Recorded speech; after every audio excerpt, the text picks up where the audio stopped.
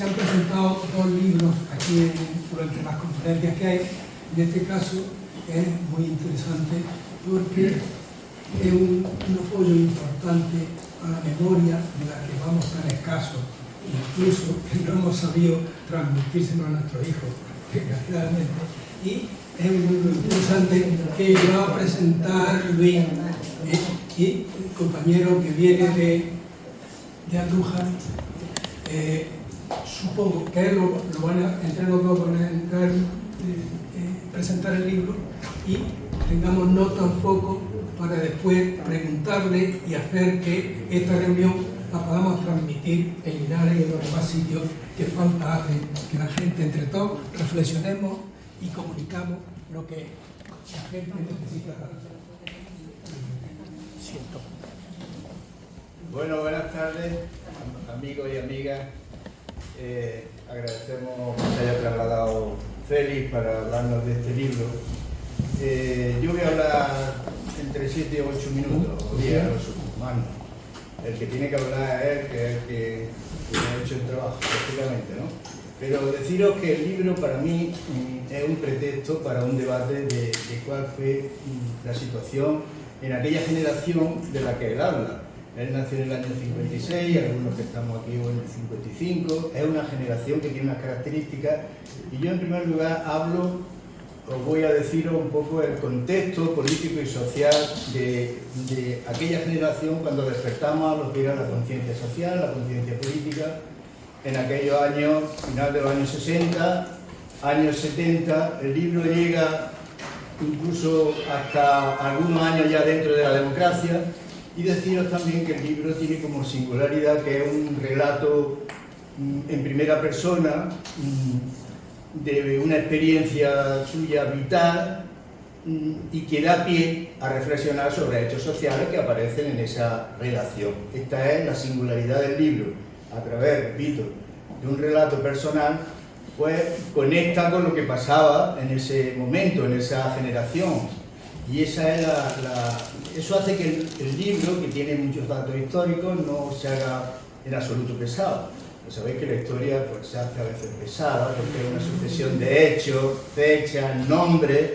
No es una novela, la novela te mete en la trama, si te engancha, pues te lleva, ¿no? Pero un libro de historia a veces se hace pesado. Este no, porque repito que tiene esa singularidad formal que la hace, a mi juicio, hace agradable su lectura. El contexto de aquellos años, final de los 60, repito, y años 70. El contexto es que se produce, como sabéis, una serie de hechos, no todos los que voy a decir, podéis decir más, podemos decir más en el debate, pero a modo de pincelada de lo que era el contexto de aquel año, yo os digo los siguientes hechos.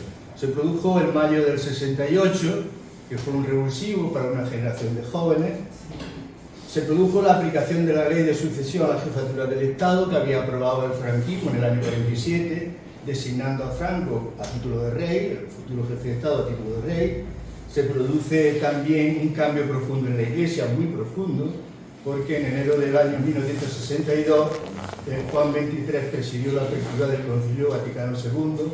Juan XXIII, el Papa Bueno, con un concepto central del concilio, que era el ayornamiento de la Iglesia, la puesta al día, no en el sentido de moda, sino en el sentido de revisar conceptos teológicos y sociales claves de la Iglesia y adaptarlo a la sociedad de aquel momento, que ya era una sociedad distinta a cuando se aprobó en los anteriores concilios. Se produce también una derrota de Estados Unidos en Vietnam, que supuso también una movilización bastante fuerte de los jóvenes. El triunfo de Allende en Chile en 1970 y el golpe de Estado después de 1973, la revolución de los claveles de abril en 1974, que pone fin a la dictadura más longeva de Europa, que era la de Portugal, la de Salazar. Se produce también el concepto económico y social del desarrollismo, que produce cambios sociales en la composición de la clase obrera, en muchas cosas, el desarrollismo de los años 60. También la crisis del petróleo del año 73, con todo lo que supuso. Alguna gente, algunos autores señalan el año 73 como final de ese desarrollismo, de esa etapa del desarrollismo de nuestro país. También los movimientos de liberación en países del tercer mundo que habían sido colonizados por metrópolis, por potencias, pues se producen fuertes contestaciones para buscar la independencia a través siempre de la fórmula de movimientos de liberación. Eso es un hecho también de esa época. Y el final de la Guerra Fría, muy pronto, perdura, pero se va a producir después, los años paulatinamente, hasta llegar a finales de los 80 en que se produce su final. El atentado de Carrero Blanco, la muerte de Franco, todo eso, ¿no? Son hechos que vivimos esta generación cuando teníamos pues, entre 15 y 20 años o 20 y tantos. Por lo tanto, el despertar de nuestra conciencia social y política se produce de esta generación, se produce con esos hechos, que hay muchos más, pero yo he hecho esa selección para introducir quizá el debate. Segunda cuestión, aumenta muchísimo la movilización contra Franco, contra la política exterior de los Estados Unidos, contra la colonización. Perdona, que han venido las brujas de Guadiana y dos sitios. Bueno. Perdón. Segunda cuestión, aumento de la movilización. Aumento de la movilización. Años 60, final de los años 60 y principios de los años, y la década de los años 70. Nace Comisión Obrera, como sabéis, desde la década de los 60, incluso al final de los 50 hay algunos indicios del nacimiento de la Comisión Obrera, que tiene un éxito en esta época enorme, porque las elecciones sindicales, a través del sindicato vertical del año 75, prácticamente las comisiones obreras, a través de candidaturas al margen, aprovechando el sindicato vertical, pero no con candidaturas tuteladas por las empresas, pues son prácticamente mayoritarias en el año 75. Y además con una experiencia que nació en la SEA de Barcelona, que es que le llamaron candidatura unitaria, obrera y democrática. Esa fórmula de candidatura unitaria, obrera y democrática se extendió, muchísima experiencia en España. Eso es un hecho, el nacimiento del movimiento obrero, en concreto de comisiones obreras. Se produce también movilización en importantes conflictos en Madrid, en Asturias. Los mineros habían empezado desde el año 62-63, pero en otras ciudades, porque la industrialización de España en los años 60, en el franquismo en general, en los años 60, se concentra en Madrid, País Vasco, Cataluña y en menor medida en Valencia. Y paramos de contar. Hubo industria en otros sitios, pero lo que era territorio industrializado básicamente eran eso. Se produce también la movilización no solo del movimiento obrero, sino del movimiento estudiantil. Nace el Sindicato Democrático de Estudiantes, en contraposición a lo que era el sindicato del franquismo, que era el SEU, el Sindicato Español Universitario, el Sindicato del Franquismo. Las mujeres empiezan a movilizarse fuertemente en esta etapa, en esta generación, porque en el año 65 nace el Movimiento Democrático de Mujeres, año 65. Sectores cristianos también se movilizan, organizaciones de la Acción Católica, surge el movimiento de los curas obreros, ya lo hemos visto con motivo de otros debates aquí, cristianos por el socialismo, comunidades cristianas de base o comunidades cristianas populares. Conocemos la teología de la liberación, que básicamente tiene su origen en América Latina, con un congreso que hay en Medellín en el año 68, con algunas personas claves, ¿no? Si alguno está interesado en estos temas, pues hay un manual de Gutiérrez, la teología de la liberación, Gustavo Gutiérrez, que es especialmente importante para situar esa contestación también desde sectores cristianos. Se produce la movilización de abogados y enseñantes. En el cuarto Congreso, por ejemplo, Nacional de la Abogacía, que se celebra en León en 1970, los abogados se plantean una alternativa a la legislación básica del Estado, sobre todo en materia laboral y en materia penal. Fijaros, años 1970, o sea que la movilización fue de muchos sectores. Movimiento estudiantil, obrero, las mujeres, estamos diciendo los abogados y los enseñantes, el movimiento de los PNN, profesores y estudiantes, y antes de 1953, se crea la Asociación Española también de Mujeres Universitarias, que se me ha olvidado decirlo, por motivo de la movilización de las mujeres. Bien, como consecuencia de la movilización se produce también una fuerte represión, y el punto álgido de la represión fue en enero de 1969, donde el régimen aprueba un decreto de estado de excepción.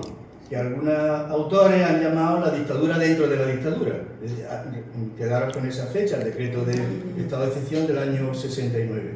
Pero se produce una represión fatal.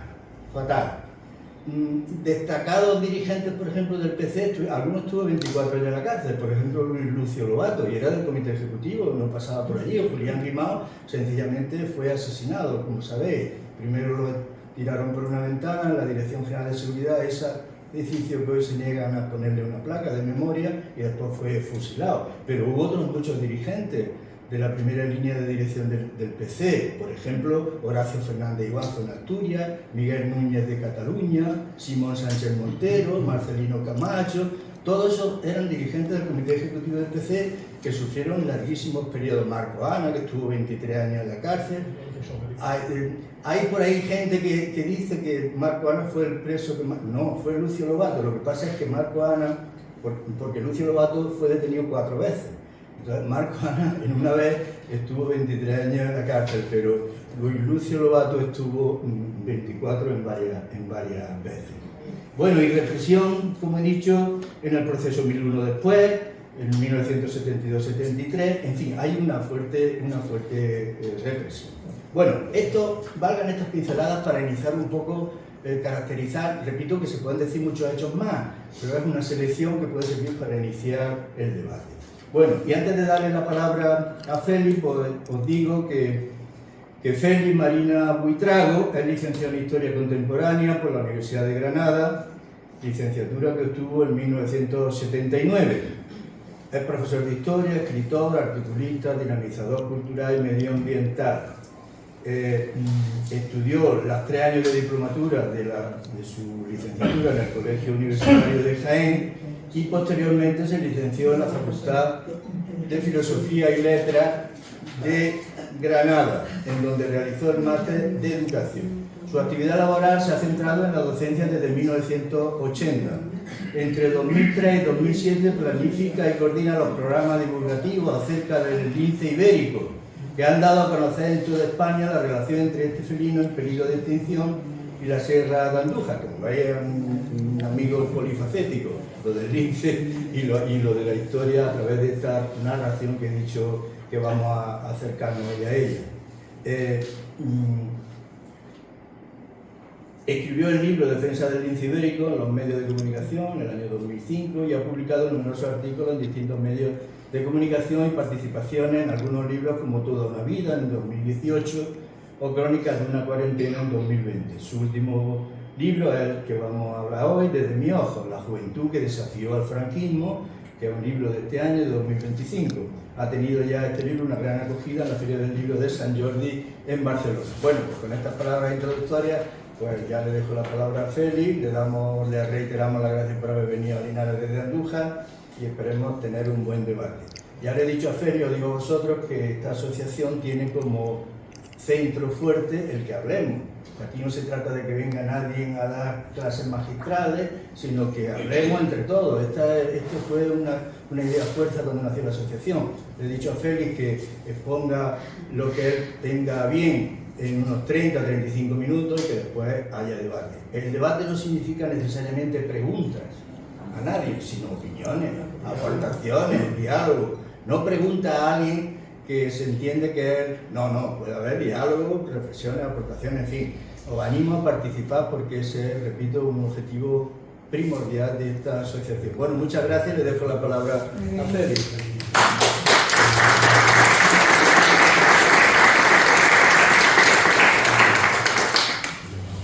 Bueno, buenas tardes. Vamos a ver, en primer lugar, como no podía ser de otra manera, quiero agradecer a Luis Segura, que se ha comprometido a presentarme aquí en Linares de la forma tan magistral que lo ha hecho. A su mujer, Ana Moreno, que ha sido, digamos, la culpable, entre comillas, de todo este evento. Gracias a ella, pues, estamos aquí todos, ¿no? A todos vosotros por haber dedicado este tiempo a estar aquí conmigo. Aquí a los compañeros que han venido a Andújar, imprescindibles, ya lo haremos de uno de ellos. Son históricos Y bueno, la idea es difundir el mensaje del libro. O sea, no es una mera presentación de un libro más, qué bonito es, que me interesa mucho y vale, lo pongo en la biblioteca, en la estantería, tal.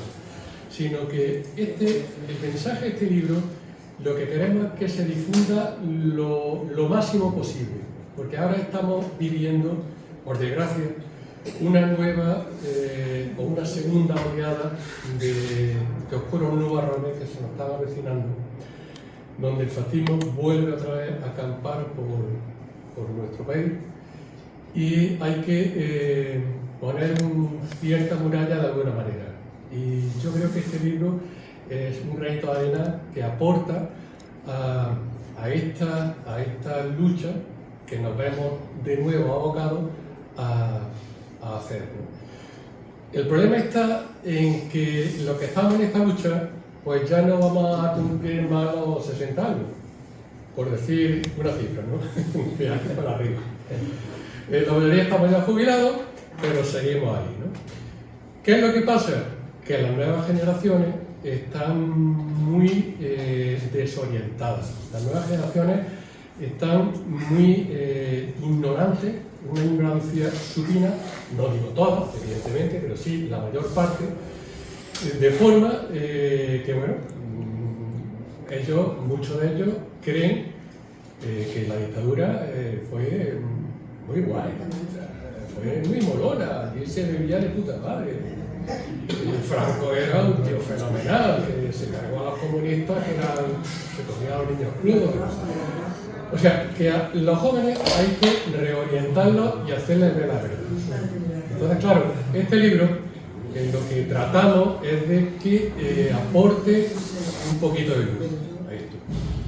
El libro se presentó en la Feria del Libro de Barcelona el 23 de abril pasado, en la Feria de Sant Jordi, y bueno, donde íbamos con mucho miedo de que fuese un fracaso, de que no se oyera, pues fue todo lo contrario. O sea, el libro tuvo allí una resonancia bastante buena. Los catalanes allí pues se involucraron con un andaluz que venía no sabían de dónde, y el libro tuvo muchísima aceptación. Vamos, de hecho que lo pusieron al mismo nivel que los otros libros que publicaban en la misma editorial, Ediciones Carena, de Barcelona, al mismo nivel que, por ejemplo, En la encrucijada, de Baltasar Garzón, o Fragmentos de una historia olvidada, de Enrique Martínez Lapuente, que es un grandísimo escritor, historiador. Hicimos amistad allí en Barcelona. Él vive en Francia, pero sigue muy involucrado en los temas actuales de España, ¿no? El libro de Javier Cercas, y bueno, allí estuvimos pues, un núcleo donde el más desconocido, bueno, el único desconocido era yo, ¿no? Pero el libro, bueno, pues prendió y se está publicando por toda España, y gracias a esto parece ser que este mensaje se está difundiendo un poquito, ¿no? Vamos, de hecho, cuando yo lo presenté a la editorial, pues yo tenía como un 90% de posibilidades en mi cerebro de que iba a ser rechazado, ¿no? De que no iba a interesar, no estaba escrito en catalán, estaba escrito en castellano, y bueno. Pero he aquí que el editor se interesó por el libro, le interesó el tema, el título, Desde mis ojos, la juventud que desafió al franquismo. Por lo visto es alguien que fue testigo y tal, y empezó a leerlo. Bueno, este hombre empezó a leerlo después de comer, al mediodía, con mucho escepticismo, y no pudo parar de leerlo hasta las 3:30 de la madrugada, en donde terminó de leerlo. Y le impactó tanto que dice que bueno, que quiso llamarme a esa hora, vio la hora que era, dice, bueno, pero por la mañana temprano. Y me llamó y dijo que sí, que se iba a publicar, que era muy interesante y que no podía ser de otra manera. Y a partir de ahí ya empezó toda la historia.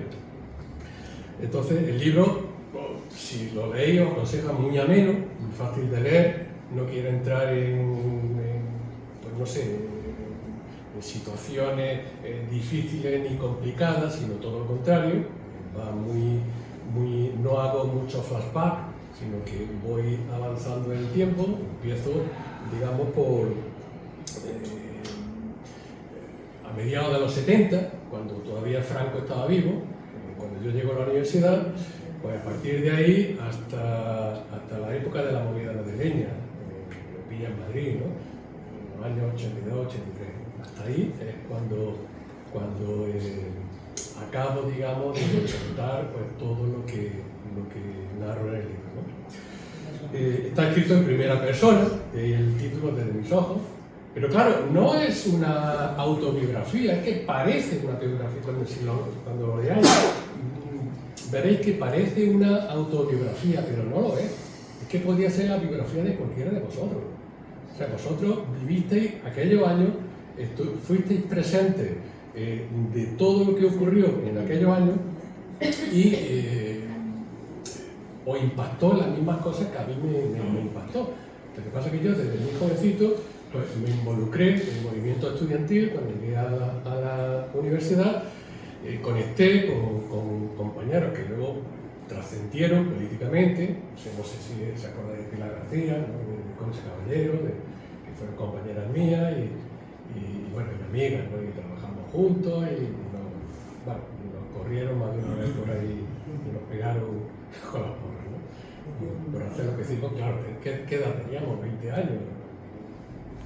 Por eso era una contrastación con la juventud de ahora, ¿no? Claro, yo voy, como historiador, voy insertando muchas cuñas históricas para ilustrar todo lo que estaba acaeciendo en aquellos años. Por eso se centra principalmente en todo el tiempo, que no son muchos, estamos hablando del año 74-75 hasta el año 82-83, o sea, estamos hablando de 7-8 años. Pues en esos 7-8 años ocurrió un cambio trascendental en la historia de España que ha sido, digamos, un poco, no voy a decir falseado, pero sí maquillado para lo que iba a venir después. Es decir, cuando entra Felipe González en el año 82, parece ser que ya han venido los rojos, ya han venido aquí a... No se oye bien. No. A ver. Lo del fondo, ¿me oís? No sé, ¿me oí ahora? Sí. Vale. Es que no tengo mucha voz. Y también hemos estado con resfriado y todas esas cosas, ¿no? Entonces, ahora leeré algunas pequeñas frases para que veáis qué es lo que me sugirió a mí la transición y que en realidad he visto que según los historiadores de ahora pues se está diciendo la verdad de lo que significó la transición. La transición no fue ni modélica ni pacífica. En la transición hubo casi 900 muertos violentos por parte de los grupos fascistas, por los grupos de ultraderecha, por la misma Policía Nacional, bueno, y más cosas. Ahora hablaremos de eso. Entonces más muertos que ETA cometió en 30 años de barbaridades. Estamos hablando de tan solo 7-8 años. Esa es la transición. O sea, ni fue ni tan pacífica ni tan modélica. Y ahora hablaremos también de eso. Describo vivencia de jóvenes, pues claro, nosotros pues, tenemos en torno a 20 años y poco más, ¿no? Claro, si este libro lo lee un joven de hoy, pues no va a leer pues, hechos históricos y lo que queremos es que se conecten con lo que estamos contando. Entonces, pues contamos historias de las pandillas que teníamos, de los ligues, etcétera, ¿no? De las cosas de jóvenes, para hacerles ver que, ojo, que los jóvenes de entonces, que prácticamente hacíamos lo mismo que los jóvenes de ahora, pero los jóvenes de entonces, aparte de toda aquella vivencia, de toda aquella, ¿cómo decimos? Divertimentos, tal, pues hacíamos otras cosas, nos preocupábamos por lo que estaba pasando en nuestro país. Vamos, de forma que cuando había una asamblea, había un acto cultural en Jaén, o en Granada, o en Madrid, donde yo me estaba moviendo, pues el 90% del auditorio eran jóvenes menores de 25 años. Y ahora, en los actos culturales, una presentación de un libro, o lo que sea, el más joven, a lo mejor está jubilado. Entonces, claro, ¿qué pasa aquí? Es falta, quizás nosotros tengamos poco la culpa. Decía, no sé quién me decía, es que los jóvenes de ahora son nuestros alumnos. Los jóvenes de ahora, nosotros hemos sido profesores, no como profesores, sino como padres, como tutores. Entonces, a lo mejor algo hemos hecho mal. Quizás ha sido darle un poquito de confianza o ser demasiado permisivo o demasiado protectores, y ellos han crecido en una burbuja y ahora pues no quieren saber nada de problemas. O sea, ahora si no tienen el mejor móvil, la mejor videoconsola, la mejor diversión, ya están enfadados. Y no les habléis de problemas sociales, políticos, nada. Además, ellos han oído otras cosas, ¿no? Han oído que hemos empezado a hablar, ¿no? Que la dictadura fue estupenda y la gente, todo el mundo tenía vivienda y, bueno, todo el mundo tenía trabajo y aquello era una maravilla. Y ahora, pues fíjate, los jóvenes no tienen vivienda, no tienen futuro y tal y tal. Y se quedan con eso. Entonces, claro, no saben nada.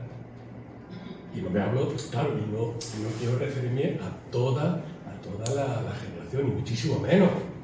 Muchísimo menos. Hay un porcentaje, digamos un 10% de jóvenes que sí se están involucrando, que sí aprenden, que son universitarios, que tienen su carrera y que bueno, y que están ahí, ¿no? Pero hay una mayoría de la generación, la inmensa mayoría, que hay que enseñarles, ¿no? No a leccionarles, no, porque muchas veces dicen, hay que dejarle libertad. No. Si yo no le voy a leccionar, yo no le voy a exigir nada. Vosotros tenéis que hacer esto, mira, esto es lo que es. No. Enseñarle. Es decir, mira, esto es lo que hay, esto es lo que había. Mira, aprender, leer, oír, y no habléis de oídas, no habléis de lo que os dicen gente que no sabe, que no entiende. Los medios de comunicación, la mayoría afines a la derecha, como ya lo veis, lo estáis viendo, o sea, las televisiones, Antena 3, Telecinco, etc. Los periódicos, La Razón, El Mundo, etc. No hacen nada más que un solo mensaje. Es un mensaje que lanzan en un único sentido: perjudicar a todo lo que huele a la izquierda. Y ya no estamos entrando en que si vamos a defender a la izquierda, a la derecha, no, sí, eso es lo que menos. Estamos ahora resaltando sobre el papel unos acontecimientos reales de lo que está ocurriendo. Y luego tenemos las redes sociales. Bueno, las redes sociales ya son verdaderas autopistas de la desinformación. Es por donde los bulos campan libremente. Y por ahí es por donde se informan los jóvenes. Los jóvenes no leen un periódico, no saben lo que es un periódico. A lo mejor no han tenido entre sus manos un periódico en su vida. Lo único que hacen es ir a las redes sociales. En las redes sociales salen algunos titulares de algunos medios de comunicación, que la mayoría son OK Diario, etcétera, y se enteran distorsionadamente de lo que ocurre, distorsionadamente, es decir, no se enteran. Y de ahí, lo único que están entendiendo. Luego, yo hago claro, por eso no hago una apología de nuestra generación, los que nacimos en los 50. No es solamente eso. Lo que yo quiero hacer es resaltar aquella generación para que sirva de espejo a esta generación. Para que les sirva de ejemplo, de espejo, se miren y coño, aquellos jóvenes lo mal que lo pasaron. Que es que compañeros míos fueron encarcelados algunos fueron torturados, por ejemplo, ahora hablaremos de ello, y algunos otros desaparecieron. Aquí en la provincia de Jaén creo que no, pero en Granada sí, y en Barcelona ni hablamos, ¿no? Entonces, claro, cuando yo llego a la universidad, para mí es un punto de inflexión. O sea, mi vida cambia del todo. O sea, yo empiezo a ver lo que está ocurriendo en España, porque hasta entonces, pues bueno, habíamos tenido de oída, éramos muy críticos, pero siempre de oída, no teníamos una información veraz. Entonces, yo llego a la universidad, empiezo a contactar con profesores, con alumnos que llevaban ya desde los 18 años implicados, y me voy informando. Me conecto con profesores muy valientes, muy comprometidos, Felipe Alcaraz, Javier Aguirre, Arturo Ruiz, que eran profesores míos, Emilio Arroyo, que fue profesor mío, con José Luis García Rúa, era filósofo, Pedro Valera. Entonces, pues, excepto Javier Aguirre, que era de filología, los demás sí me dieron a mi clase, pero profesores míos, y yo aprendí con ellos todo. Yo incluso estuve en casa de muchos de ellos por la mañana temprano, antes de empezar la clase, y me informaba de primera mano de lo que iba ocurriendo en España. Luego, el Colegio Universitario de Jaén, es que claro, ya ha desaparecido, o sea, construyeron un Corte Inglés, ahí donde está fijado lo que es la evolución que ha ocurrido en nuestra sociedad, ¿no? Pero bueno, el Colegio Universitario de Jaén, para que no lo sepa, fue un centro puntero en la lucha antifranquista en Andalucía. No solamente por el profesorado que hubo, por los movimientos que hubo, sino porque había una implicación clandestina muy importante. Yo asistía a asambleas que había clandestinas que impartían sobre todo profesores, venían gente, políticos y tal, de otros ámbitos, y bueno, y ahí pues nos íbamos enterando de primera mano. Yo tengo aquí una frase que era la que corría de boca en boca en Estudiantes, que era un poema de Rosa de Luxemburgo, que fue, digamos, bastión principal del marxismo de siempre, ¿no? Que dice: luchamos por un mundo donde seamos socialmente iguales, humanamente diferentes y totalmente libres. Y entonces, eso, en el año 74-75, con Franco vivo, era revolucionario 100%. Simplemente por esto, que ahora nos parece tan normal y tan justo, simplemente por eso pues te podían llevar a la cárcel. Porque era un revolucionario, era un rojo peligroso, ¿no? Bueno, hablo de muchísimas cosas, ¿no? Muchos hechos. Yo recuerdo, cuando estábamos en Andújar, nos enteramos de que actuaba en Jaén el grupo Jarcha, no sé si acordáis del grupo Jarcha, que fue pues lo máximo en cuanto al folclore contestatario y reivindicativo. Y fuimos muchos amigos, aquí hay uno de ellos, Juan Antonio Sáenz Mata, ese día, que fue el día de mi cumpleaños, el 17 de octubre de 1976, él estaba en Sevilla porque era la refundación la fundación de Conexión Obrera en Andalucía, y él fue uno de los representantes que fue a Sevilla. Pero aquí el amigo José Manuel Alias sí que, o sea, Juan Manuel Alias sí que vino con su coche y bueno, y estuvimos allí en la estación de Jarcha, y fue muy icónica aquella actuación, porque el gobernador civil, que ahora llamamos delegado de gobierno, de Jaén era un falangista acérrimo de siempre y había permitido a regañadientes la actuación de Jarcha, pero le había prohibido que cantase la canción de Andaluces de Jaén. Dijo que en Jaén no se podía cantar esa canción y se la prohibía. Y claro, nada, empezó la actuación, como era en directo, no era grabada, pues podían cantar lo que quisieran. Cantaron muchas canciones, y la gente enardecida, estuvimos allí, bueno. Y en un momento dado, cuando parecía que ya tocaba al final la actuación de Jarcha, pues empieza la musiquilla de Andaluces de Jaén y la canta, y empieza a cantar Andaluces de Jaén.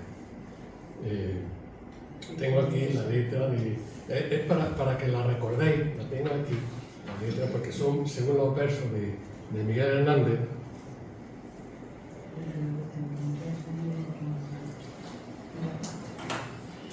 Dice, no lo voy a cantar evidentemente, pero sí voy a leer los versos. Dice: Andaluces de Jaén, aceitoneros altivos, decidme en el alma quién levantó los olivos. No lo levantó la nada, ni el dinero, ni el Señor, sino la tierra callada, el trabajo y el sudor. Vuestra sangre, vuestra vida, no la del explotador que se enriqueció en la herida generosa del sudor. No la del terrateniente que os sepultó en la pobreza, que os pisoteó la frente, que os redujo la cabeza. ¿Cuántos siglos de aceituna, los pies y las manos presos, sol a sol y luna a luna, pesan sobre vuestros huesos? Andaluces de Jaén, aceitoneros altivos, pregunta mi alma, ¿de quién son estos olivos? Y termina, que es cuando nos pusimos todos de pie: Jaén, levántate brava sobre tus piedras lunares, no vayas a ser esclava con todos tus olivares. Y eso resonó como una bomba allí, todos coreados, pues sabemos la letra de memoria, los coreados, y entonces casi 4.000 personas que estábamos allí, la mayoría estudiantes del colegio universitario, empezamos a sacar, fue una cosa no prevista, y sacamos mecheros. Entonces yo fumaba, luego me quité mecheros y encendimos, y yo miré para atrás y en la noche vi miles de mecheros allí, y aquello se te ponían los pelos de punta. Y claro, vimos un policía secreta que subió al escenario y habló con Ángel Corpas, que era el líder de Jarcha, para decirle que eso no podía ser. Bueno, pues no solamente eso no podía ser, sino que parece ser que una compañera nuestra, que era Pili García, pues se subió al escenario con una bandera, que fue con nosotros a Sevilla. Bueno, para la vuelta se pasó por allí con una bandera de Andalucía, que estaban prohibidas, y se puso en mitad del escenario, tapándose ella la cara, y la bandera le tapaba toda su figura. Y había un poquito de aire y la bandera se ondeaba. Entonces el policía secreta, allí todo engominado, entró en cólera y le dijo que había que bajarle a ahí de toda. Y le dijo a Ángel Corpas que a ellos no, esto lo hagan, que si querían bajarla, que hiciesen ellos su trabajo. Entonces, claro, cuando vinieron allí y vio a casi 4.000 personas, todos tenían una cara allí que nos faltaban, que sacar los dientes para morderlo, pues yo se bajó del escenario y se vio que todo siguió. Claro, cuando salimos de, esto fue en el auditorio de Alameda, de Jaén, cuando salimos de uno en uno, yo veía que me iban a cachear allí y nos íbamos saliendo con el DNI en los dientes, ¿no? Y no fue así. O sea, fue muy ordenada y aquello yo lo recuerdo, porque es que, claro, luego en un programa de televisión que se llama Generación Jarcha, os lo digo por si tenéis la oportunidad de bajarlo de internet de algún sitio, ahí Ángel Corpas lo explica. O sea, de tantísimos cientos, miles de actuaciones, él destaca aquella actuación de octubre del 76 en Jaén, donde ocurrió por primera vez en España eso de sacar luces en pro de la libertad, que era el significado. Ahora, en cualquier actuación, los nenes sacan allí sus móviles, aunque sea una actuación divertida muy bonita, da igual, o sea, ahora es una moda, ya no tiene sentido. Claro. Bueno, hablo también de la represión de aquella juventud que sufrió. Entonces pongo como el caso más cercano que tuvimos, que fue en Andújar el de Juan Manuel Alía, que en una huelga que hubo en Andújar de la construcción, de trabajadores de la construcción, donde pedía una cosa muy revolucionaria, muy horrible, tremenda. ¿Cómo se le ocurría? Por Dios, que era pedir unas mejores laborales, unos mejores incentivos salariales. O sea, como veis, unas cosas horrendas, ¿no? Entonces, Andújar fue tomada por la Guardia Civil. Los cabecillas, los que se habían implicado, los que habían repartido tablillas y tal, pues fueron perseguidos. Entonces, algunos pudieron huir, muchos se refugiaron en Jaén, otros se refugiaron a saber dónde, pero algunos que más honestos o más jóvenes no creían que podía pasar lo que pasó, pues los cogieron. Uno de ellos fue mi amigo aquí, Juan Manuel Alía. La Guardia Civil lo cogió. Estaba en una peluquería, se iba allí a afeitar la barba, a pelar para cambiar su imagen, pero tarde. Llegaron la Guardia Civil allí, hubo un chivatazo, por lo visto hubo una pequeña tortura a alguien y habló. Lo cogieron y bueno, fue un secuestro, lo secuestraron. Y pasó como 15 días de tortura en tortura, de los calabozos del cuartel de la Guardia Civil a lo más oscuro de los aposentos del ayuntamiento, donde había un camastro en el suelo lleno de meados, y lo digo así, porque es que suena peor que si digo de... Porque ya sabéis que cuando se torturaba a alguien, lo primero que ocurría era que se orinaba. Y entonces aquella zona olía a orina. Y ahí lo tuvieron un joven de, no sé qué edad tenía, 21 años, con 21 años, pues claro, aquello era como haber pasado no al infierno, sino más allá del infierno, ¿no? Máxime que lo pasaron allí a los calabozos y le hicieron la rueda. La rueda, no sé si habéis visto en la película del crimen de Cuenca, de Pilar Miró, la rueda de la Guardia Civil era que se ponían 8 o 10 guardias civiles en círculo y en el centro ponían al reo para sacar la información. Como si no cantaban, pues lo golpeaban, le daban de puñetazos, de palo, todo lo que quisieran, hasta cuando hablaban. Yo no sé cómo un joven con 21 años pasó todo aquello y no habló, no delató a sus compañeros. Entonces, como veía que le iban a matar y no hablaba, dijo, bueno, vamos a dejarlo para mañana a ver lo que pasa. Y vino un policía secreto, joven, engominado, de esos que traían la pistola aquí, y no sé si lo hizo a caso hecho o es que al darse la vuelta aquel compañero pues dio la pistola que la tenía aquí puesta. ¿Sabéis para lo que tenía la pistola? No era para tirar en la feria al tiro al picho, ¿no? Mataban al rojo, ¿no? Ocurría eso, había ocurrido muchas veces, y entonces pues... Y este tío pues le quiso volver a interrogar y como no hablaba, le quiso dar el paseillo. Ya sabéis lo que es el paseillo. El cuartel de la Guardia Civil no está muy lejos de la ribera de Guadalquivir, allí en Andújar.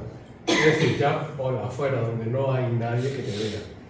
Y bueno, pues le dio el paseillo para ver si a las no le sacaba información.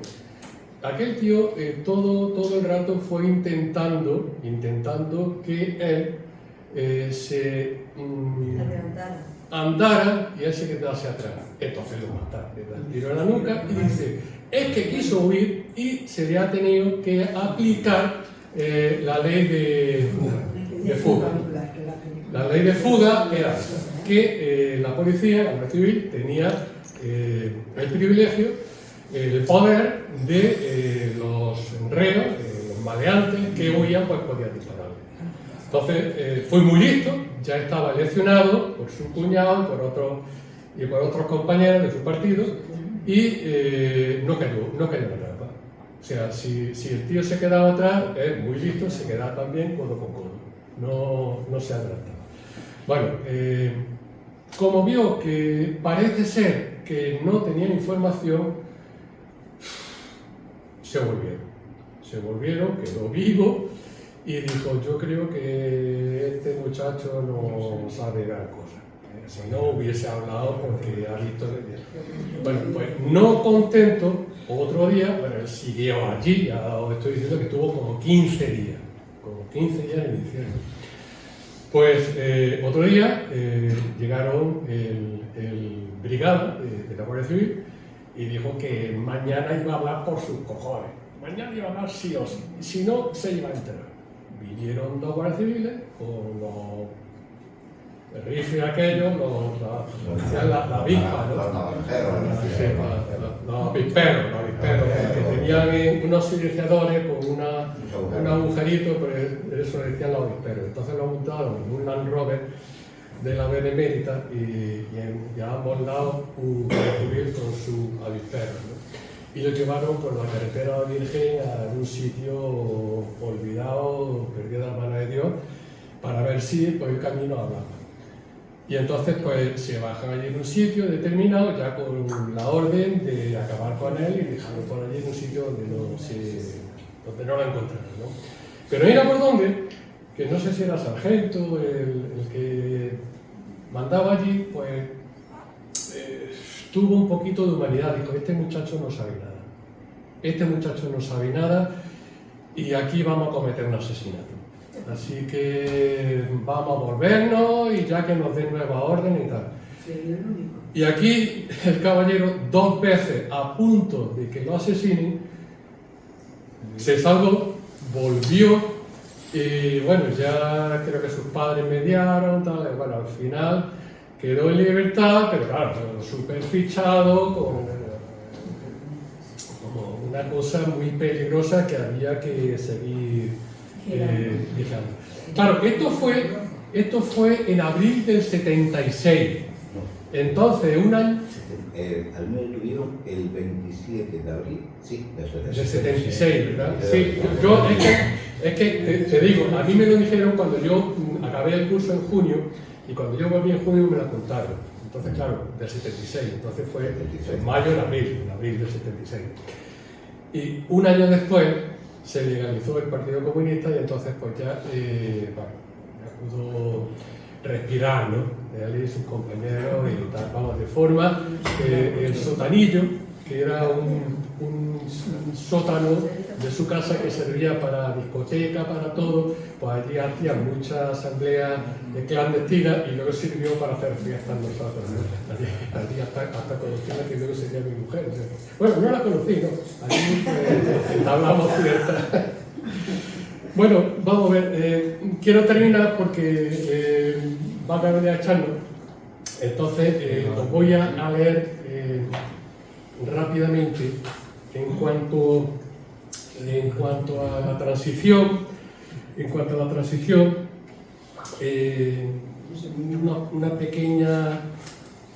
unas pequeñas pinceladas para que veáis qué modélica fue.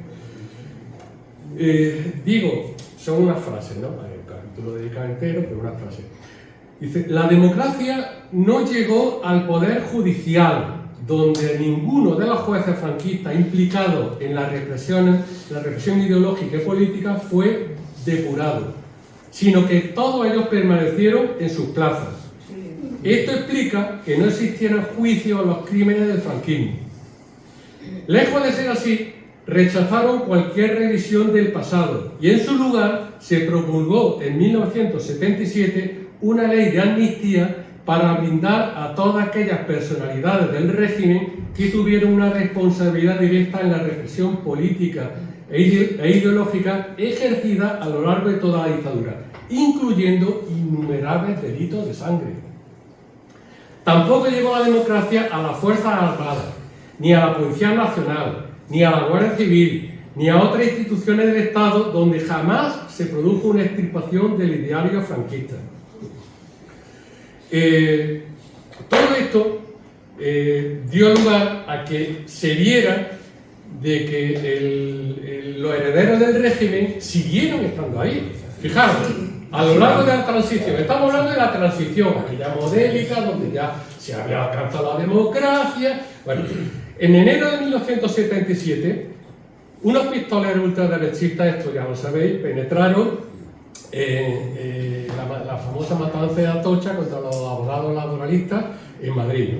Luego, en septiembre, ya en plena democracia, en septiembre de 1977, la AAA, una organización terrorista de extrema derecha, que tenía influencia en Argentina, hizo estallar una bomba en la redacción de la revista satírica El Papus, que criticaba y se burlaba del franquismo, saldándose con un muerto y 17 heridos.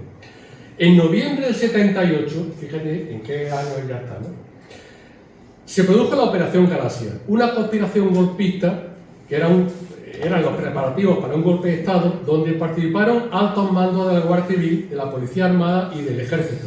Luego, en febrero del 81, pues, se hizo el fallido intento de golpe de Estado del famoso 23F.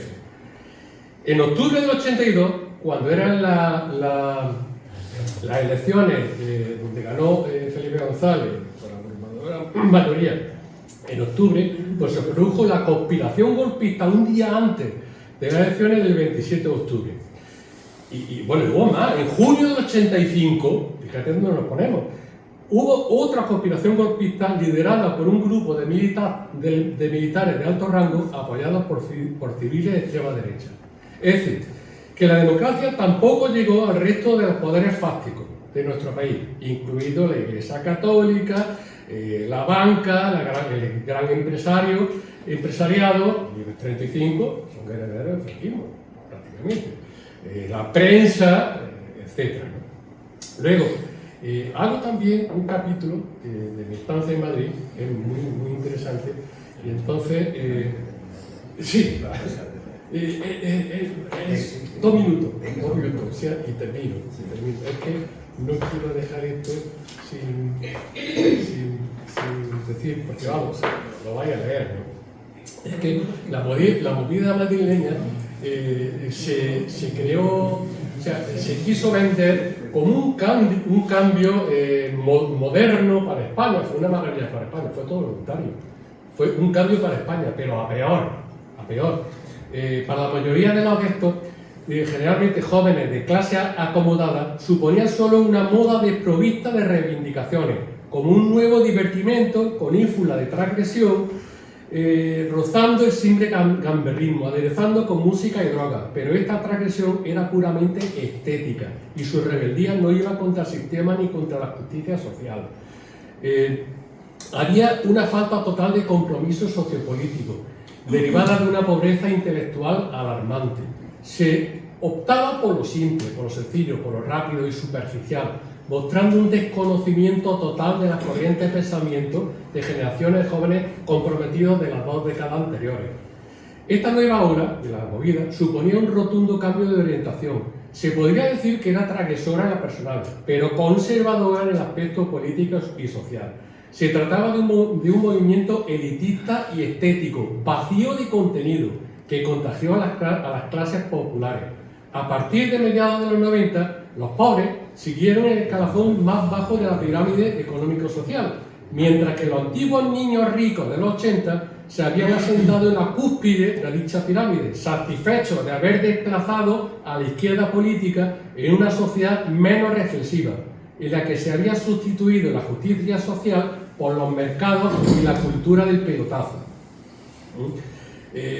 Esta modernidad era superficial, conllevó un consumismo incontrolado e irresponsable y supuso en parte el desmantelamiento de la conciencia social. Y una última frase que dice que a la movida madrileña se le ha llegado a calificar como la mitificación de lo mediocre. Suponía una distracción para el pueblo llano como lo eran el fútbol o los toros.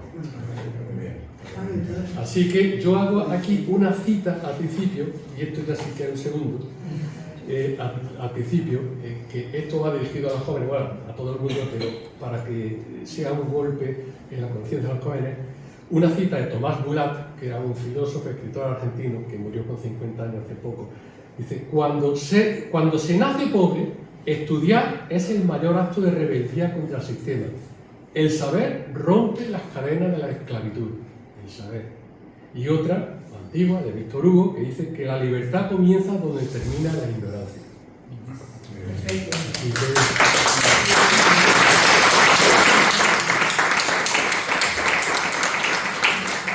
Ahora se trata del debate, del diálogo, de las opiniones, de las aportaciones. Es el tiempo vuestro ahora.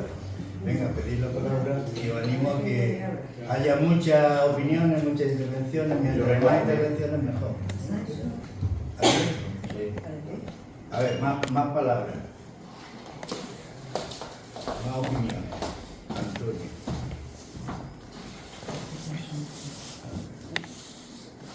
Más.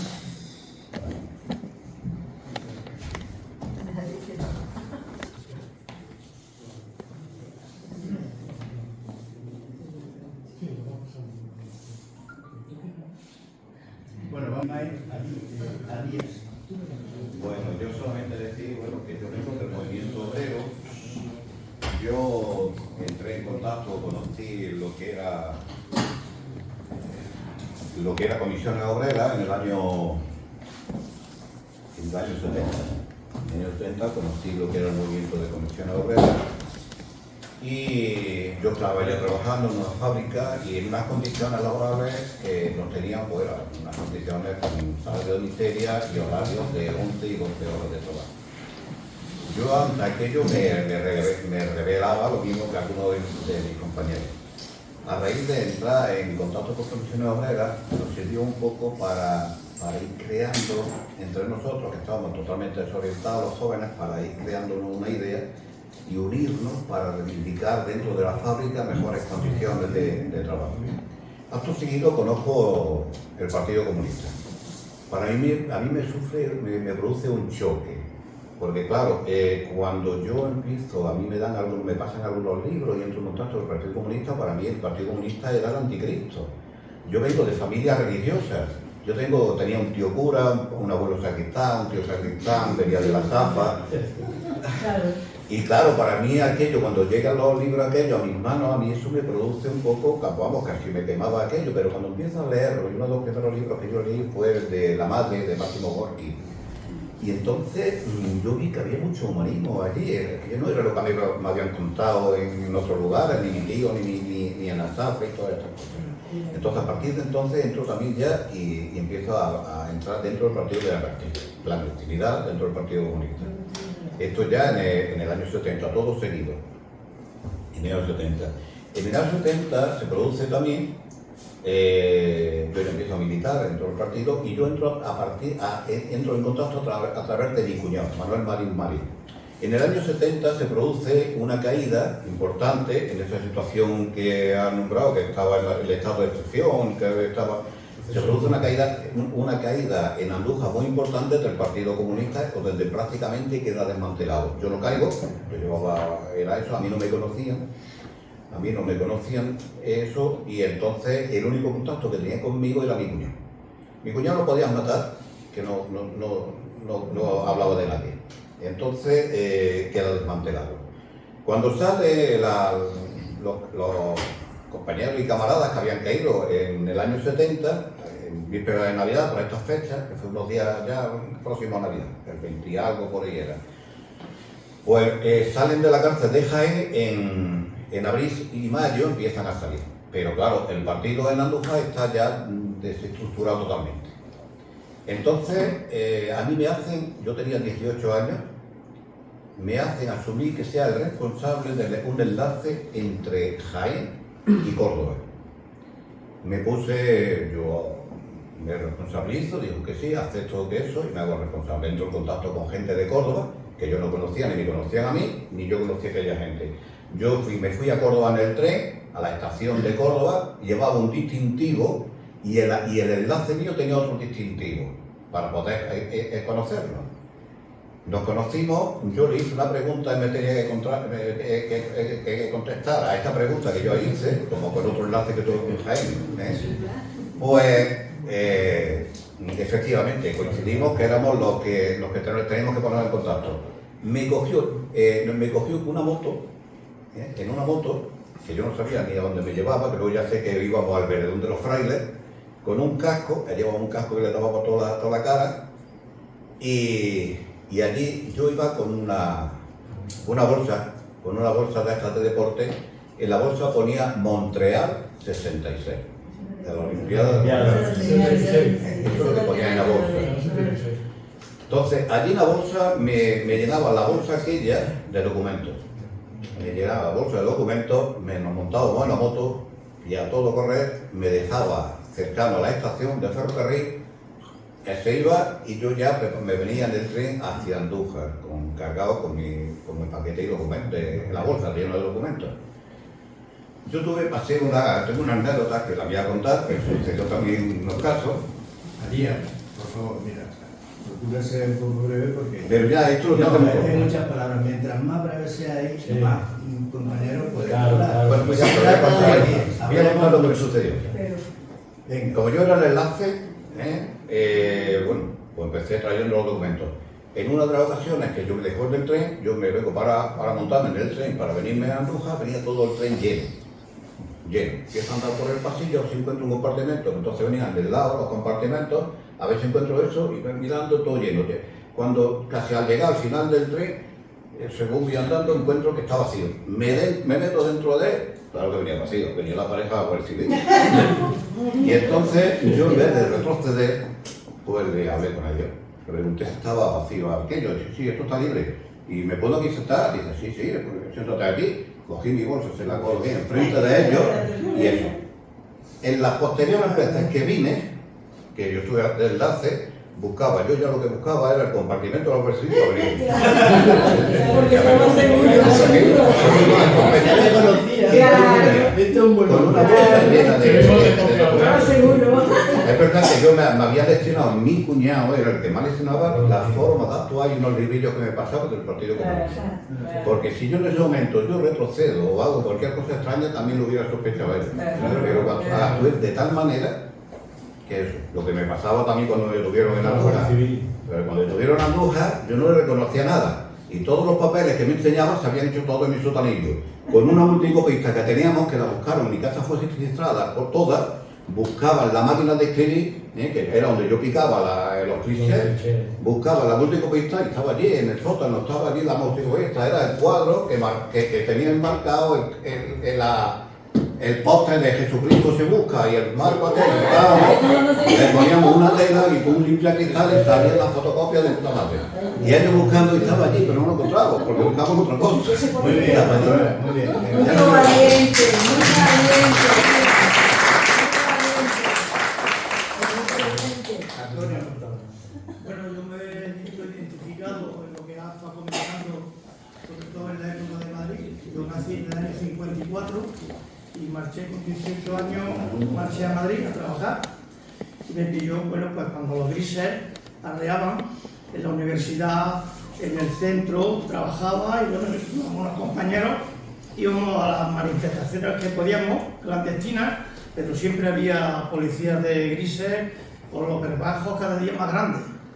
Y entonces, bueno, corrí bastante para que no me dieran y tuve la desgracia de una compañera mía. Le dieron con un verbajo en el pecho, tuvimos que llevarla al 12 de octubre y se lo extirparon, dejaron frita a la muchacha en ese sentido. Y bueno, y estuve allí, me pilló a todas las que podía iba, me pilló la muerte de Carrero Blanco, que no es que me agrade que muera la gente, pero bueno, estaba más cerca del cielo cuando subió para arriba. Y he vivido aquello y bueno, he estado siempre afiliado a Comisiones Obreras y bueno, y he pasado un poco desapercibido porque mi posición aquí en Linares, en donde he trabajado, tampoco me podía destacar. Porque mi jefe, bueno, pues el rojillo, esto, lo otro, y estaba cara al público y como encargado de la empresa donde he estado trabajando en varias veterinarias muy importantes de la época, hasta que me jubilé, pues lo he vivido todas estas cosas. Y ahora me he visto un poco emocionado. identificado en lo que ha dicho, lo que ha estado comentando los demás. Porque muy joven, pues veíamos los problemas que había. Y que el régimen seguía, este hombre no se moría y íbamos de puto culo. Así que eso es lo que puedo aportar. Bueno, Ana. Sí, bueno, yo también decir que, claro, el libro de Félix pues nos trae al recuerdo lo que éramos en aquella época. Y es verdad que no éramos entonces muy conscientes de lo que hacíamos, pero estábamos en todos los asuntos. Y bueno, pues íbamos, porque nuestra vida era, todo lo que hacíamos lo hacíamos por una causa. Primero que éramos los universitarios que veníamos de familias obreras, pues nos sentíamos totalmente privilegiados por poder ir a la universidad y poder estudiar una carrera.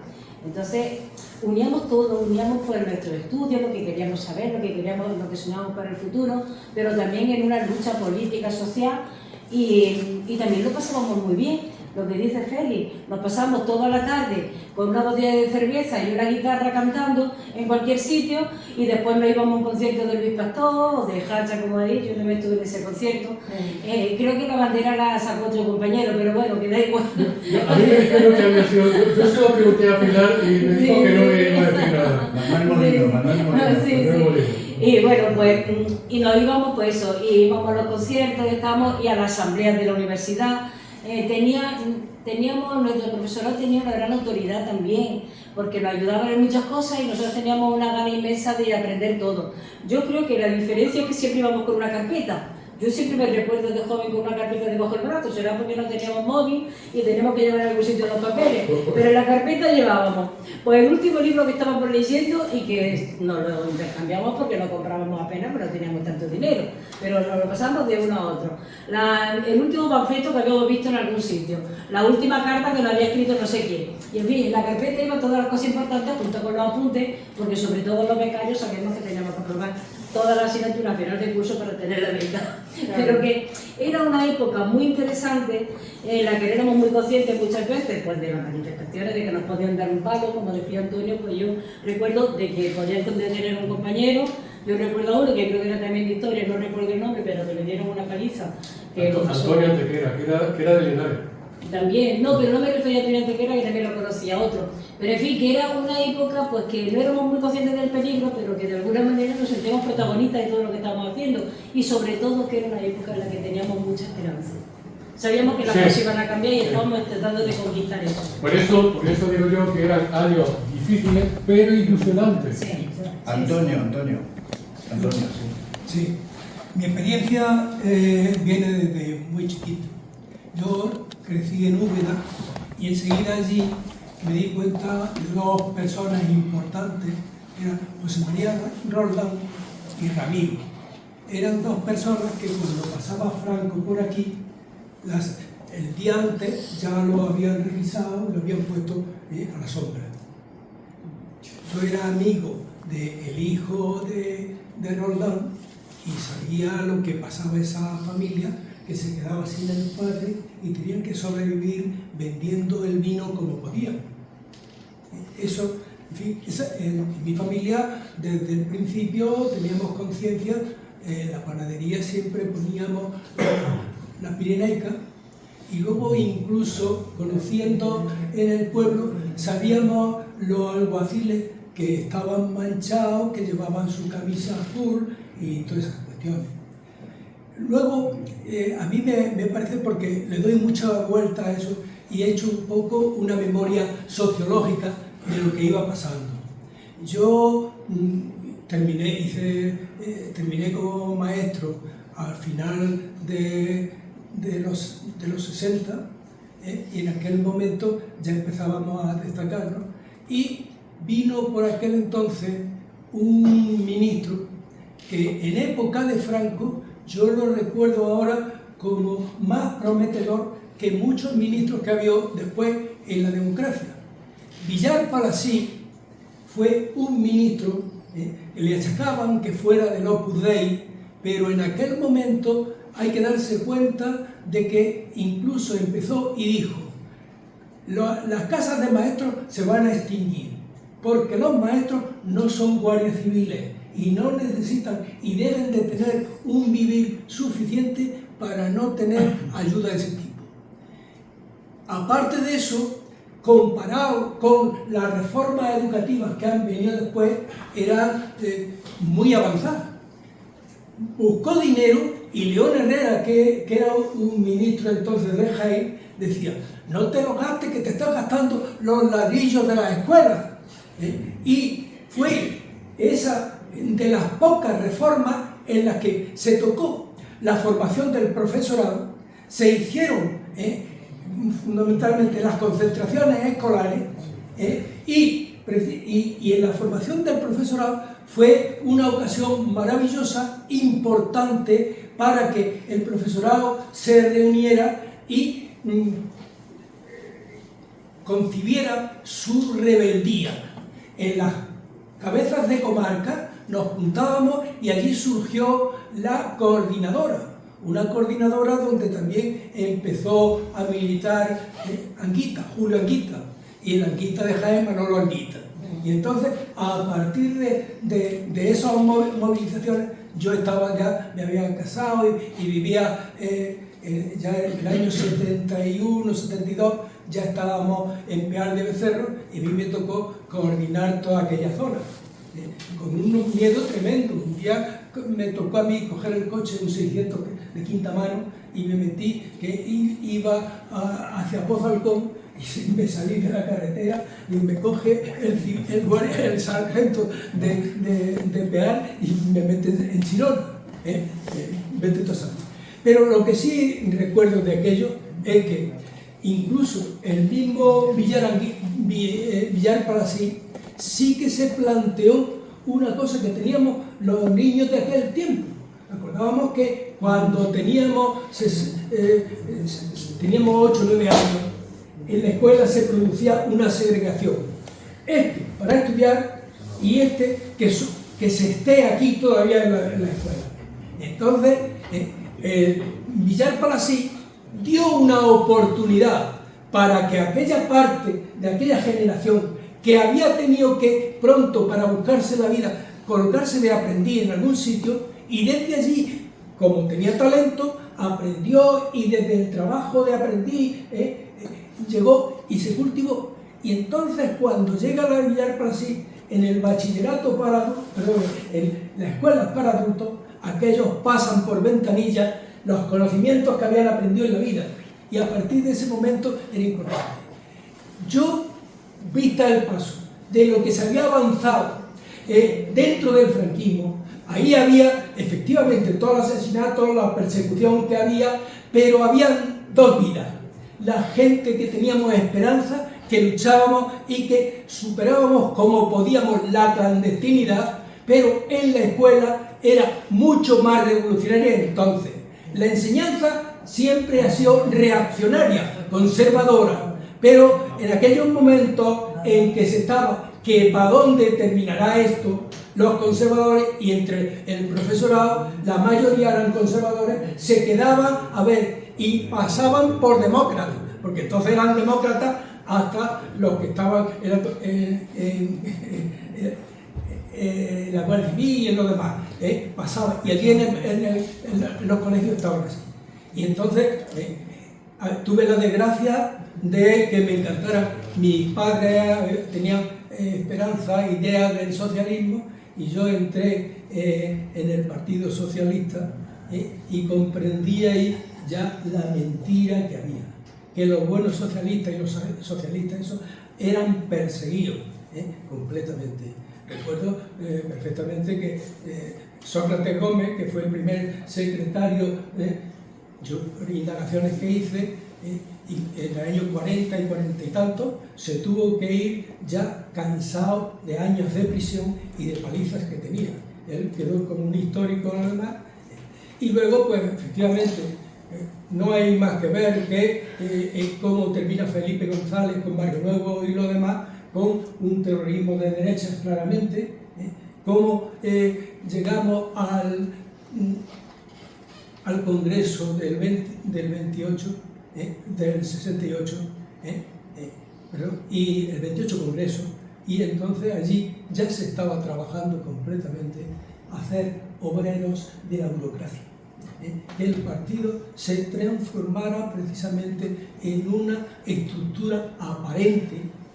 Hubo una pequeña gente que formó lo que se llamaba Izquierda Unida, Izquierda Socialista y lo demás, que daba porte, pero lo triste del caso es que hubo que llegar al año 83 y después para que se reconociera la figura de Negrín, probablemente el ciudadano más honrado de este país, después, ya casi en el siglo, en este siglo, y que tenía que haber sido necesario para romper los bulos de que si se había llevado el oro a Moscú y lo demás, y lo que había hecho precisamente sacrificar la vida de un intelectual de primera fila y coger la responsabilidad del gobierno por eso. Todo eso lo venían haciendo los supuestos socialistas que presumían de ello, y ya no le quedó más remedio que a Alfonso Guerra reconocerlo como tal cuando estaban. Una pena con todo lo que se ha hecho. Y de todos esos barros, porque cuando aquí se empezó a hablar ya del desencanto, estamos hablando ya del año 90 o así, porque toda esa ilusión se había ido. Yo creo que el esfuerzo revolucionario de lucha y de avance estaba todavía en esa clandestinidad porosa en la que había ideales y todavía se mantenían. Lo que ha venido después, desgraciadamente, ha sido otra cosa. Se mantuvo lo de base frente a las bases, ha sido el 15M o un revolver de aquellos del pueblo que lucha por la verdadera democracia y no por lo que ha sido. Y esto es lo que estamos, desgraciadamente, que la gente no conoce todo eso, y bien haríamos casi cada uno escribir un libro para que en nuestro barrio y en los demás supieran lo que era esto. Lorenzo. Bien.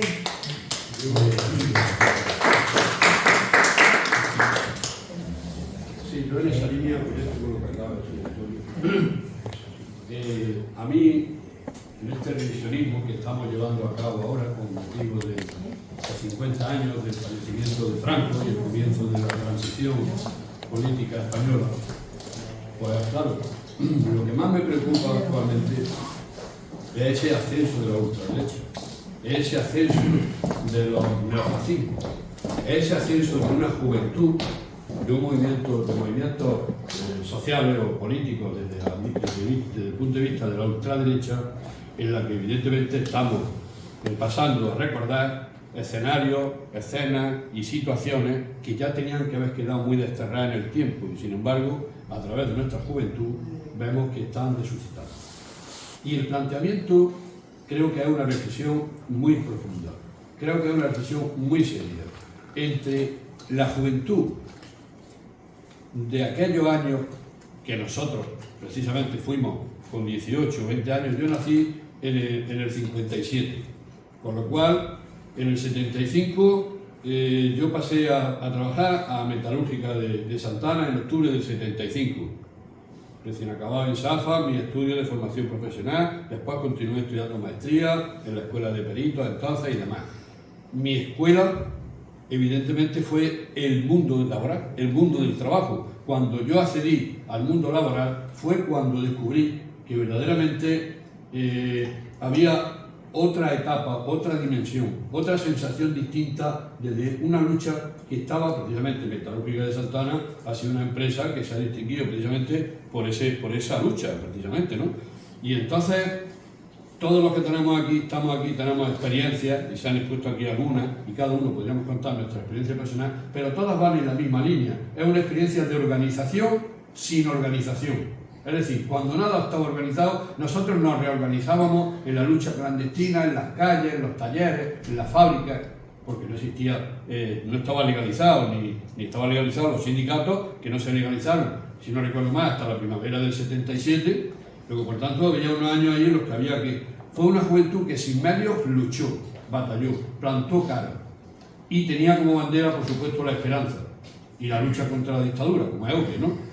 Y la pregunta es, ahora tenemos una juventud de 18 o 20 años que es precisamente la que está, no toda, una parte, que es la que está abanderando todos estos neofascismos y todas movimientos de ultraderecha y todo este tipo de cuestiones. Y yo la pregunta es, si nosotros teníamos la esperanza y la juventud, ellos también tienen ahora esa misma juventud, pero ¿por qué ahora esta juventud está planteada en estas cuestiones, ¿no? Está resucitando todo aquello?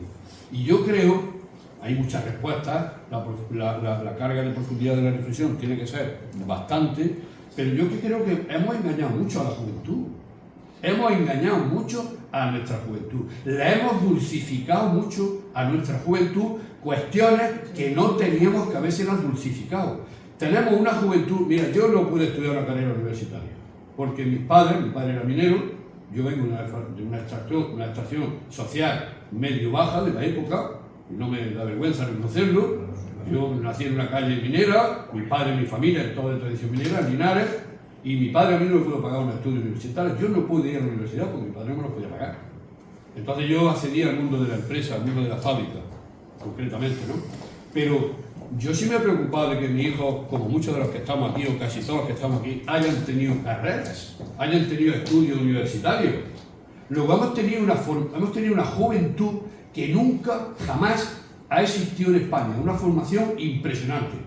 ¿Por qué se da esa paradoja y esa contradicción entre una juventud con una formación impresionante, como nunca lo ha habido en la historia de España, y esa escasez o ese pasotismo de la política, de involucrarse en los movimientos sociales, culturales, políticos? ¿Por qué? Tendríamos que estudiar muy a fondo. Y creo que gran parte de todo eso es que hemos engañado a nuestra juventud, le hemos dulcificado una historia y un pasado que no se corresponden con la realidad. Que le hemos dulcificado tanto que no han entendido ni lo que fue la dictadura, ni lo que fue el fascismo, ni lo que en España tuvimos que luchar, batallar, sobre todo nuestra generación, para conseguir la democracia. Porque lo hemos engañado diciendo que la democracia la consiguió el rey y 4 políticos. No, la democracia se ganó en España en los talleres, en las calles, en las asociaciones de vecinos. Ahí fue donde se ganó la democracia. Y creo que la hemos engañado en ese.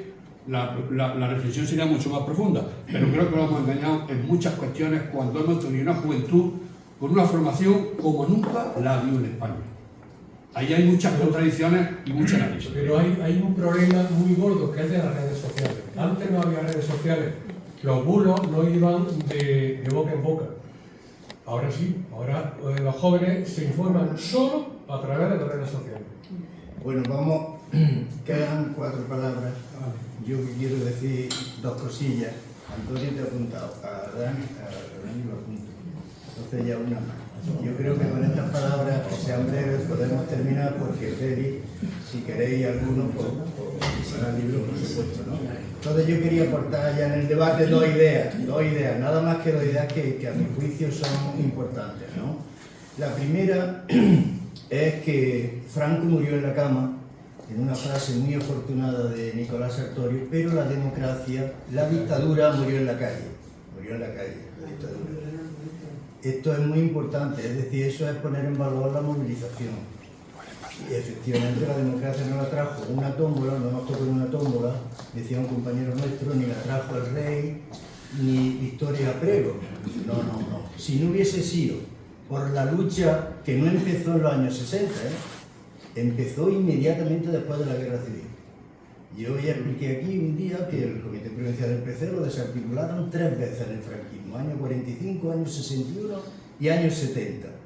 El desmantelamiento de Andújar del año 70 abarcaba muchos más municipios, era el Comité Provincial entero. Bien, entonces la democracia murió en la calle, con la movilización. Si la democracia no la trajo la movilización, entonces aquella movilización fue inútil. Por eso, ojo con esta idea, porque una cosa es que la democracia tenga averías, tenga insuficiencias, tenga cosas que no son de recibo, yo voy a decir ahora una muy gorda, y otra cosa es que fuese una democracia otorgada, tramposa. Si fue una democracia otorgada, la lucha de los antifranquistas fue inútil, no sirvió para nada, fue en balde. Y esa es una idea que yo por lo menos no comparto y que esa idea está en la sociedad. Segunda idea que quería decir, mirad, la democracia española del año 76, 77, 78 cometió un gran error, la transición. Para mí el mayor error de la transición. Y es que la democracia española en esa época se debió conectar con la última experiencia democrática de España. que era la República, no con el franquismo, y se conectó con el franquismo. El planteamiento de la reforma política fue de ley a ley, habéis visto en los programas de televisión. Es decir, desde la ley franquista a la democracia. Y eso es una contradicción en sus propios términos, que estamos pagando las consecuencias todavía. Pongo un ejemplo. El rey para mí no es legítimo. Y como decía Fidel Castro, yo estoy sin argumentos, no se me va a convencer, pero estoy dispuesto a escuchar los argumentos. Y para mí el argumento contundente de que el rey no es legítimo es que nace con la ley de jefatura del Estado del año 47, donde se define el Estado futuro como una monarquía, para recuperar la monarquía. Y además esa ley reserva a Franco la potestad de designar el futuro rey. Y esa es la legitimidad del rey y de la monarquía española. Es una legitimidad franquista, por lo tanto no legítima, porque el franquismo fue un régimen ilegítimo. La justicia franquista fue ilegítima. La educación franquista fue ilegítima. Las instituciones del Estado franquista fueron ilegítimas porque nacieron de un golpe de Estado. Esta es la cuestión clave que explica hoy muchísimos problemas que tenemos todavía. Bien, estas dos ideas. La democracia murió en la calle, aunque Franco muriera en la cama. Y la democracia española en esta época debió conectarse con la última experiencia democrática que fue la República, no con el franquismo. Bueno, Mariano. Un segundo, para quien rebata... Te vamos a dar la palabra al final, ¿eh? Vale. Puedes al final decir más cosas. Es que hay varias palabras todavía. Mariano, yo voy a intentar ser muy rápido. Yo creo que la juventud en los años 60, finales de los 60 y los 70, luchó porque no había sufrido la guerra civil y la represión franquista en los primeros años. Porque nuestros padres, nuestros cercanos, la gente de mediana edad y mayor, pues llegó a conformarse su derrota. Estaban asustados. Además, el fascismo estaba crecido. Había no se podía protestar. La gente se acostumbró a hacer las cosas en silencio, a hacer lo que le mandaran, y era un servilismo indecente, la que se implantó en la sociedad española. Entonces la juventud, que no tenía ese miedo, fue la que empezó a organizarse y a protestar. Porque además veía la injusticia, veía las sinrazones, veía la brutalidad que había en las personas. En cualquier momento te pagaban un bofetón, la Guardia Civil y además públicamente se maltrataba a la gente sin apenas motivo, y había una dependencia, un servilismo, una humillación constante en la sociedad, que eso la juventud nos revolvió, porque entonces empecé yo a ser joven. Yo nací en el 44, entonces luego vino el tema que se ha explicado ahí en el libro de Félix, del tema de Chile. Chile fue una referencia para nosotros también, y cómo se rompió esa referencia de que la clase obrera, la gente más humilde, empezaba a recoger conquistas que venían del gobierno. Entonces, esa referencia de que los jóvenes en aquel momento se hicieron rebeldes y lucharon por buscar un mundo mejor y una sociedad más justa, ¿eso por qué no se da ahora? Se da también la juventud, pero no es también está el fascismo fortaleciéndose con esa juventud. Porque a lo mejor no hemos sido lo suficientemente valientes para hacerle posible que esa juventud tenga un futuro más seguro y unas condiciones de vida que le puedan posibilitar formar una familia. Nosotros formábamos la familia muy jóvenes, ahora tienen que esperar mucho tiempo a tener cierta estabilidad, la vivienda está por las nubes y toda esa cuestión no ha sido capaz los gobiernos, incluso gobiernos progresistas, de hacer posible una sociedad más justa. Y ahí está venciendo el capitalismo. Y además el fascismo da soluciones fáciles a problemas complejos. O sea, si tú no tienes una vivienda es porque hay muchos emigrantes, porque la gente paga muchos impuestos. Entonces, cuestiones muy fáciles que imposibilitan. En definitiva, la juventud fue rebelde porque vio la injusticia y en un momento dado los mayores no estaban en condiciones de hacerlo. Y ahora parece que los mayores tenemos que sujetar o tratar de orientar a la juventud. Antonio.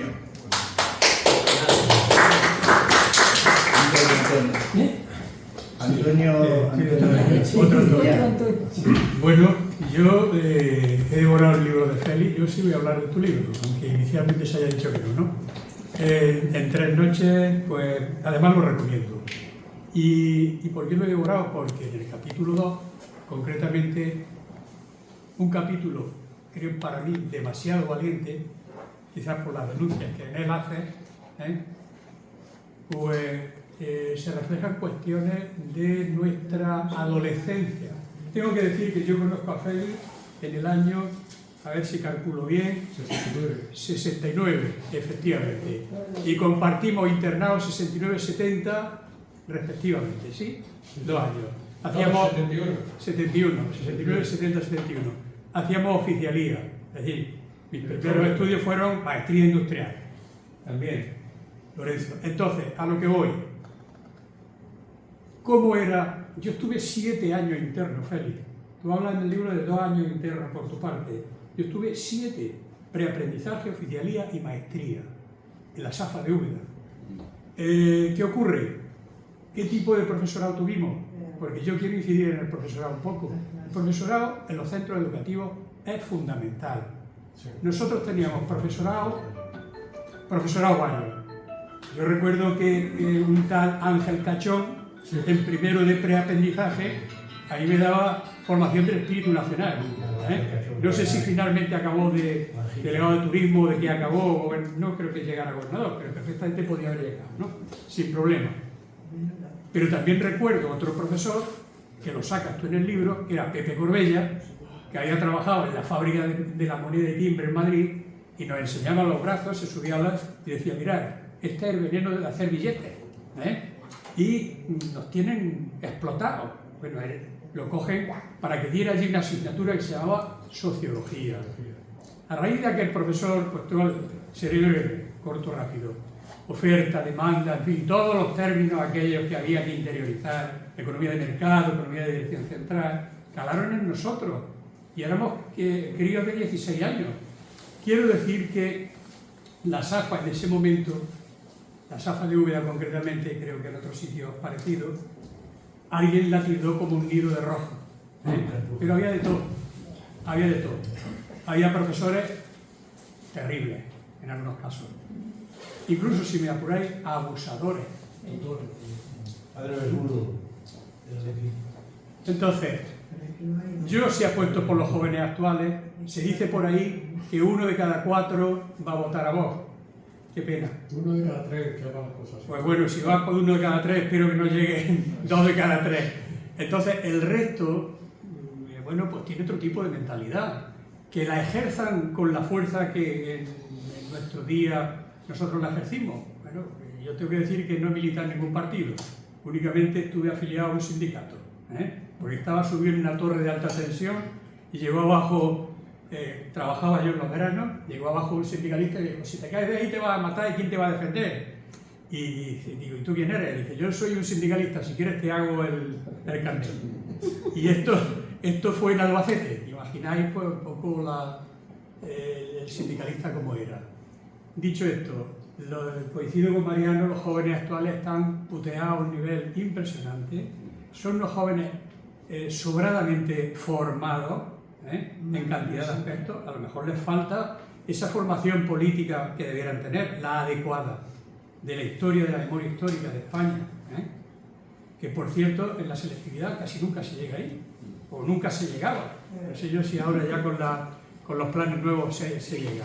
En definitiva, 2 años coincidimos Félix y yo, 14-16, hicimos una ruptura importante de 53 años, y a los 53 años hemos recuperado considero que nuestra amistad, y me encontré con Félix que el vacío que tenía de él lo encontré en el libro. Apasionante. Enhorabuena, y sobre todo también por lo del lince. Lo de los linces ya me ha dejado deslocado. Que gracias por ese gran libro que ojalá se leyera en los institutos. Muy bien, muy bien. Dani. Sí, gracias, breve o no. Sí. Después de Dani ya termina Félix, pero tenemos que terminar. Sí, en primer lugar, me voy a sumar lo que Antonio ha dicho, porque yo también me leí el libro. Empecé a leer críticas del libro por ahí por internet y me llamó la atención, y leí el libro en septiembre o final de septiembre, octubre, y yo encontré en el libro algunas cosas muy interesantes. Encontré que no era un libro de historia, aunque era un libro de historia, que no era una autobiografía, aunque era una autobiografía, que no era una novela, aunque tenía parte de novela también, y al final yo pensaba, pues quizás es un ensayo, ¿no? O es un acto de memoria, ¿no? Y creo que proveniendo de un historiador, un ensayo precisamente es el género más comprometido que hay, ¿no? Y a mí me alegró eso. Y pensaba yo, cuando lo leía, en la necesidad de la memoria. Yo también soy profesor de historia, de ética y de filosofía, precisamente en SAFA, y os voy a poner un ejemplo de un compañero vuestro, ¿no? Cuando yo estaba en el Parlamento, fui parlamentario durante un tiempo, el día que murió Manuel Anguita, yo lo vi en internet y estábamos en la comisión de educación, digo, coño, se ha muerto Manuel Anguita, y lo comenté allí, ¿no? Y dijo el presidente, ¿quién es ese?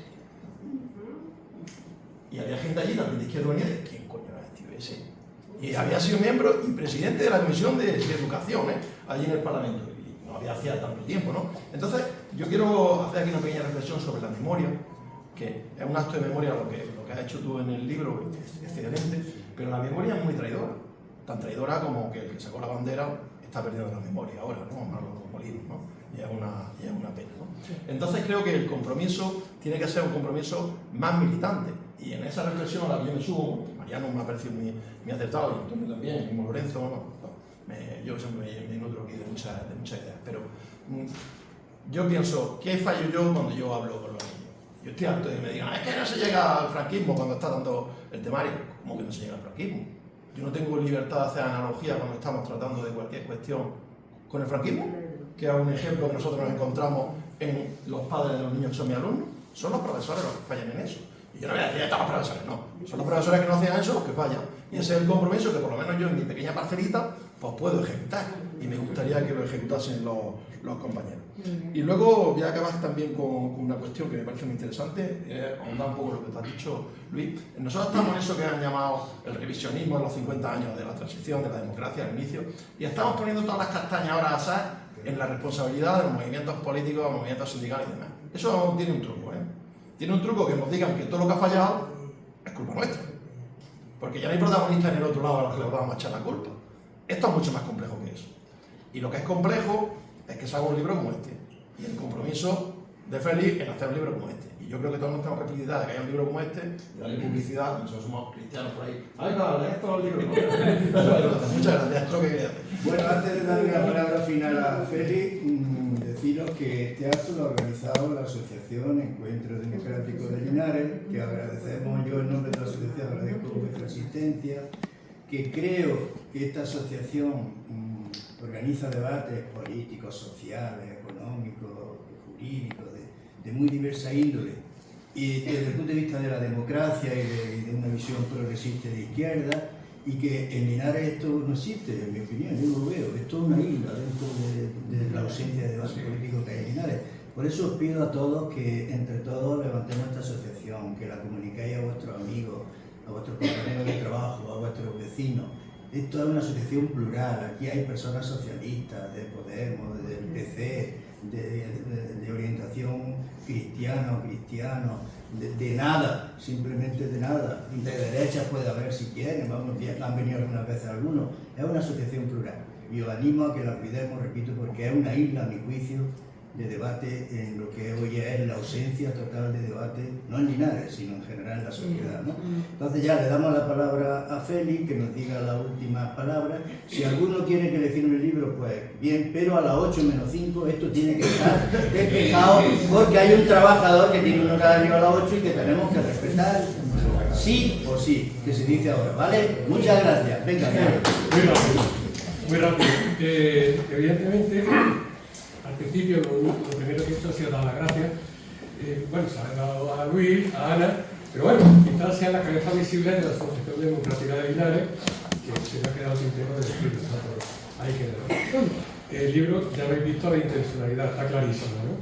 Abrir los ojos a los jóvenes, no aleccionándolos, sino dándole un golpe a su conciencia para que vean lo que está pasando y lo que ocurrió con aquella generación que fue imprescindible para la vuelta de la democracia, de la libertad, de la justicia social en nuestro país en aquellos años. Que por qué los jóvenes están cayendo en los cantos de sirena del neofascismo. Muy fácil.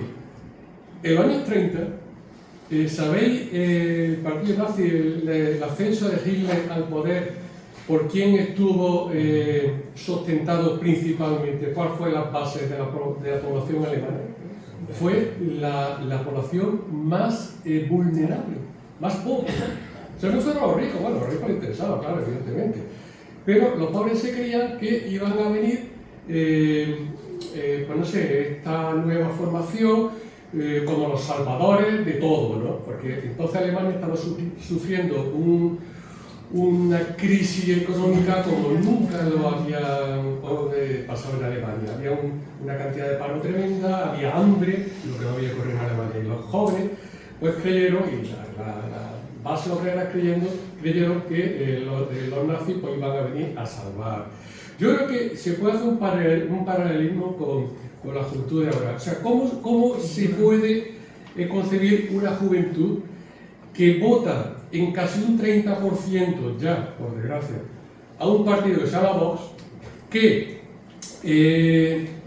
ha votado en el Congreso contra la subida de las pensiones, contra la subida del sueldo mínimo interprofesional, contra el ingreso mínimo vital, contra la ley laboral, contra la financiación de las universidades, contra la subida de las becas, contra la sanidad pública, contra los derechos de las personas LGTBI, y que quieren rememorar la dictadura franquista y eliminar toda la libertad de los privilegios sociales que tanto nos costó conquistar hace casi medio siglo, ¿no? y privatizarlo todo.